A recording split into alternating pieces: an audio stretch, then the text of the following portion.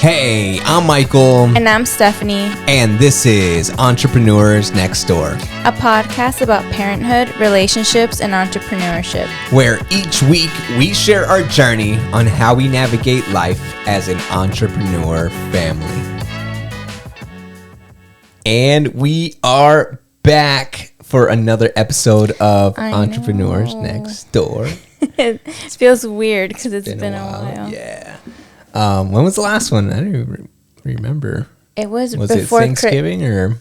No, I think it was before the holidays started, like before Thanksgiving and Christmas and all that. All right. So it's been a minute. It has. So we're back for another episode, guys. Yes. Episode number 3. Right. So we're just getting started with this podcast, episode number 3. And we're going to try to get back on track to do an episode and launch an episode every Saturday. Right? Like when we started. Said.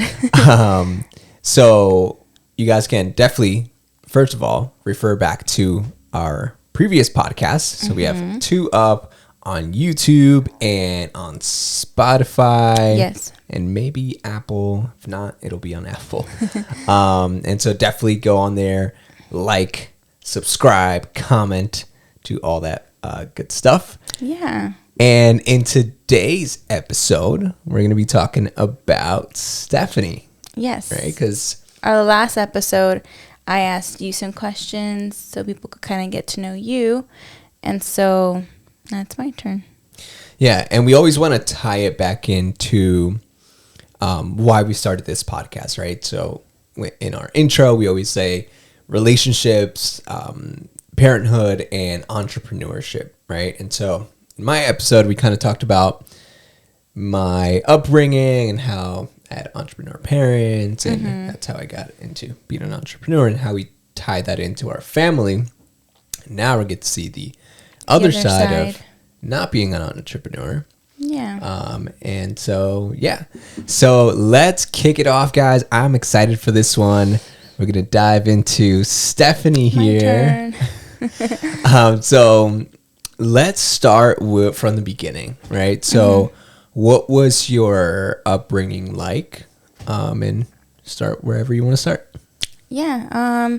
So I, like different from you, I was brought up by a single mom. So growing up, my mom, worked a lot. She had the responsibility. And now that I'm a mom, I feel like I understand her on so many different levels now. But she was left with me and my brother. And I think at a pretty young age, now that I also think of it. And so she was in charge of us financially, everything. And she was also in charge of my grandmother, who was really sick. So my mom had to work a lot because obviously, having kids is expensive. Yeah. And so she worked a lot growing up. She even worked 3 jobs at one point. Wow. And so it was a lot of like just working and I think hustling, trying to do the best that she could alone. Yeah. To raise my brother and I and care for her mom, my grandmother, that was really sick. She had diabetes, so she not only had to take care of us, but she also had to work and then like take my grandma to like dialysis, and it was rough, but my mom yet made time to give us like the quality time because she did work a lot, but she always somehow like found time to spend time with us too. Yeah, I like that. Yeah, I mean, knowing your mom, definitely strong, hard worker, independent. Yeah, hard worker. And so I guess talk a little bit about how growing up in that type of environment, right? Kind of helped you along the way, like from there. I guess talk a little bit about your like the jobs that you had and your work ethic, and because it had to do a lot, like seeing my mom work so much, kind of, and she instilled that in us. It was always like, you need to work for what you want, because that's what she did. My mom, nothing was given to her. Everything she literally had to work for, fight for. And so me seeing that, and I also feel like I had to grow up pretty early, grow up pretty quickly. Pretty fast, yep. Just because she did work a lot, I was responsible for a lot of things at home, or responsible for my brother. Like, once my grandma passed away, you know, I was the older one, so I was responsible for a lot of things at home too. So seeing all of that kind of made me just want to work. And I had my first job at like the age of 16 or 17. Okay. And I remember going and getting a job because I would see how much my mom would work. And it was like around prom time. And I was like, I need to save up for prom. Yeah. And like, I wanted a dress, my makeup done, nails, all like this stuff. But I was like, I'm not going to give that burden to my mom because she already has enough. Yeah. And I got a job. I worked at Carvel in First Somerset. job, Carvel, yeah. okay. By like the house, there's a Carvel, and I remember like I would walk there. My mom took me, and the guy was super nice, gave me a job, and that's how I was able to save up for my prom. Yeah, and you did that on your own, like you just went, applied, and like no one told you to, hey, you need to work. Like, it was like your mom had instilled that in just you from seeing it, right? So similar to like my experience with being an entrepreneur is like seeing how my parents did their thing. Yeah, made me want to do the same. You know? Yeah, because my mom never told me like, hey, you need to go work and help with the bills. Like, she never, like, she provided for us and more, you know? Right. That's why she worked so hard. Yeah. But because I saw that my mom like would work, and she was able to like buy a house and, you know, buy a car on her own, I was like, I want to be like my mom. My mom has always been like my role model, right? And so I was like, I want to be like my mom. I don't want to be a burden as well. So I'm going to go work. And I did a lot of this. And she even says it now, like, at a young age, like, I didn't like have her buy me clothes, or like, you know, she would buy me clothes, but like, if I wanted something, you know, or a pair of Uggs that were like back then really popular, or a sweater or something, like, I knew that like, okay, I need a job, I need to work. Right. And so, yeah. So from there, like, I guess tell us about your journey through different jobs, career, and how that upbringing kind of impacted kind of the rest of your journey, your life. Yeah, so I worked a lot. So I started at Carvel, and I was that kind of person where, like, you know, you get money and you're like, oh, this is cool. Like, I work and I get money, and you can save and you can buy it. So I liked that. And so I just, you know, would always try to better myself in like work, trying to be the best I could at any job that I was working at. But then after high school came around, and I went to college for like 2 months, and I noticed that like college just wasn't your thing. No, it just wasn't for me. I would get like anxious, and I just wasn't really good at school. I really do believe that some people are good, some people just, it's not for them. Yeah. I think school just wasn't for me, and I went to school, I didn't like it, and I just wanted to make money, right? Like, me sitting this is honestly like my thought process. I would sit in class and be like, I'm not making money right now. And I just want to make money. And while I was in college, because I went out to Utah to do college out there, I worked 2 jobs. And so like, I just realized like, I'm just better off working than going to college. And I actually got really lucky. And there was this people that I knew from like church that I attended to back then, that they really helped me out. And I started working for a law firm. And I learned a lot there, and it turned out like that his mom was an interpreter for like the court system.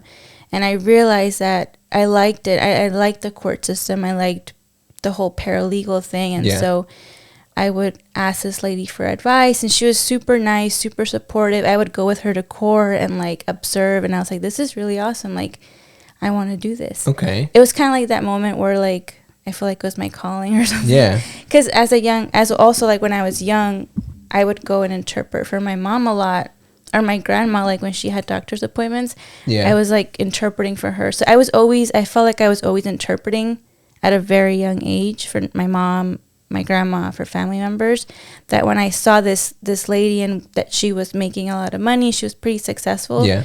I was like, I want to do what she does. Yeah. So, I mean, you were already doing it, and then you realized, right. I can make money out of this. Yeah, and I can make good money out of it, right? Yeah. And so, and this family that helped me, they're really nice people, and they really like supported me. And so I started working like in the law firms, working for like immigration lawyers, going to like the asylum interviews and interpreting. And so I really liked it. I did like a course, for that, and so that's what I wanted to pursue, and that's what I was doing right before we met. Yeah, and then we met, right? And then we met. Yeah, so and it all changed. Yeah. So we were talking before the show.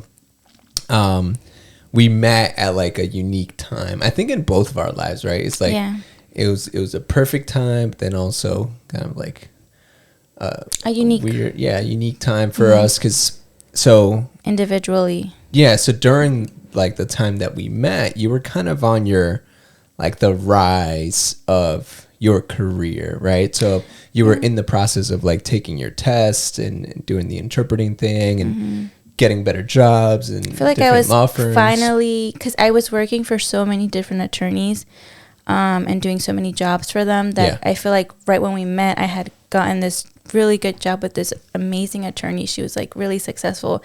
She was gonna like really teach me, and I thought like, okay, this is what I was waiting for. Yeah. But then when we met, we decided when I met you, you'd fall in love and all this gushy mushy stuff. We wanted to start a family, and so it was just like the timing. Yeah. So I mean, we both decided like this, like from the first couple dates together, right? We were like talking about having a family, and just that's something like we were really passionate about and wanted, and it all turned out amazing pretty quickly. Yeah. And so we decided we wanted to have a family, and so from there, like, how was that decision making for you, right? So you kind of had to leave what you were doing aside a little bit. So walk me through that like thought process. Yeah, I mean, like you said, we met, and I feel like when you meet the right person, we're just both like, I like that we both prioritized. It was very important for us to start a family. So I prioritized that, but I was also, leaving something that I felt like I had been working for so long. Yeah. And so, but, when you find the right person, it's also very exciting to want to start a family, especially me, where that was like such a great desire that I had, was like to have a family and, have like that strong foundation. Yeah. So yeah, I was, I turned out that I was pregnant. We planned to have Sophie, and then Sophie came about, and unfortunately I had to leave the job, and that was pretty hard for me. But not so much, because again, I was pregnant, and I was so excited for my baby that at that moment I was like, whatever, like it's just a job. Yeah. Even though it was like it pretty was basically my dream job. And I worked so hard, but I was like more excited to start a family with you. Yeah. So you were saying like at that moment, right? So you're like at that moment. Yeah, I didn't really think about it. You didn't really think about it, right? It was like, all right, whatever. Like maybe you like, were you thinking like, okay, I'll get back to it kind of thing? Yeah, I didn't really, because I feel like when you're pregnant, a lot of people, we got a lot of advice like, you guys aren't going to sleep. And I feel like they tell us like a lot of the physical stuff that you're going to go through. Yeah.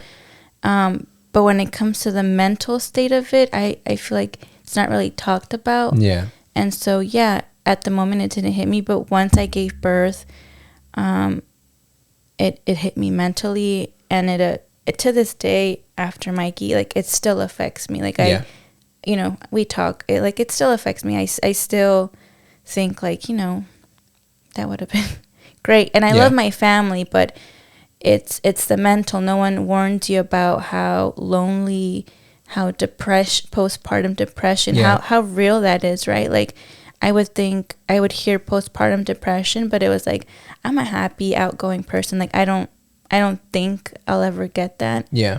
And then it hit me, and it's like, you know, it's to this day, it's still kind of difficult to think like, you know, postpartum depression for me. It really did affect me. Yeah, because I mean, you kind of had to change your life like 360, right? Yeah. Like, or 180. Because you had like your own routine, everything going for you, career, and then just kind of putting it off to the side. Yeah. We oftentimes talk about like how you feel like there's no purpose, maybe. Yeah. Like, and again, you're not progressing. That's part of like the post. Now I looked into it, and it is that's part of the postpartum depression, where I just feel like I'm never gonna be that person again, and it makes me sad. But then I also feel guilty because it's like, well, I was pregnant and I had my kids that I love so much. So it's just like this constant, like, I feel guilty because I'm feeling that I want to go back. But you know what I mean? It's hard. Yeah. Yeah. And it's hard because, again, well, I feel we have that unique dynamic where I'm an entrepreneur and so we've talked about other, and we are like the same too, because I was raised by a single mom, independent, like I can do it all. Yeah. That's in me, like that's still in me. That's still who I am. So sometimes when I see that you're like thriving, and I know you're thriving, I'm thriving, but when I see you thriving, it's just like, I want to do that. Like I want to go work. I also want to, have my own thing. Yeah. But it's because that's what I saw growing up. Yeah. And I mean, to be honest, like for me, it's sometimes the opposite, right? Like I talked to you about that. Yeah, sometimes like the entrepreneur life, some people think like, oh yeah, like it's amazing. It's easy, he's an entrepreneur. great, It's easy. Yeah.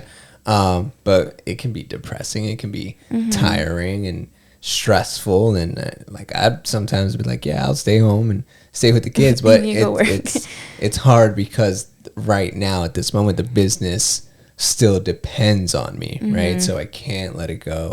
We can't like swap. We can't swap. No. Right. But I mean, we also talked about, this is also like temporary, right? Like the kids will grow up and eventually go to school and, And I like, I don't know if we talked about this before, but right now, and again, because I have like that postpartum depression, it's hard to sometimes understand this, but right now, it's me supporting you. It's like that, like it'll never be 50-50. Yeah. It's going to be 80-30, and right now that's the time because our kids are small, and I love being home with Sophia and teaching her and watching her like learn. We do like this homeschooling program with her right now, and I love that, Yeah. But it also does get lonely, and my image has changed, and it's just so much that comes with, giving birth and being a mom. But it's great, and I love being home, and this is what it is right now. And I know that one day, and I just have to keep reminding myself, like, I'm still Stephanie. One day I will be able to do what I want to do, and it's not because I'm pushing it back. It's because I'm prioritizing my kids and the time that I'm so blessed to have the time to spend with her and like play Barbies with her and teach her, so that's what's important for me right now. Yeah. But it is hard to like, Yeah, for sure. I mean, it's like you said, like you got to just remind yourself. And I like what you were saying about the 80-30, like it's never going to be 50-50. Like that's something I think we heard the Obamas. Yeah, Michelle Obama had put a post about it.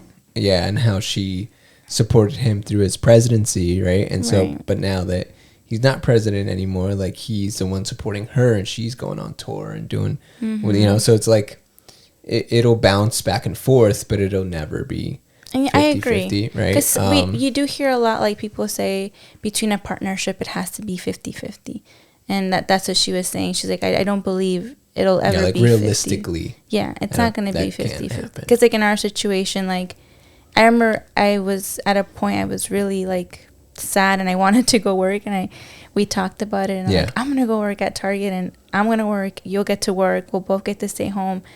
And like I applied, Yeah. but like it didn't happen because realistically, that's not what's gonna work for us and our kids. Yeah, for sure. And at the end of the day, I like how you said that too. Is like, it's really about the kids, right? It is. At this point, like, being parents, it's now prioritizing the kids 100% and just thinking about them in the long run and, you know, what's going to work best for them. And time goes by so fast. Like, look at Sophie. Yeah. She's 3 and she has this sassy personality. And so, like, they're going to grow up. And I have to think, like, I won't have Sophie this little anymore.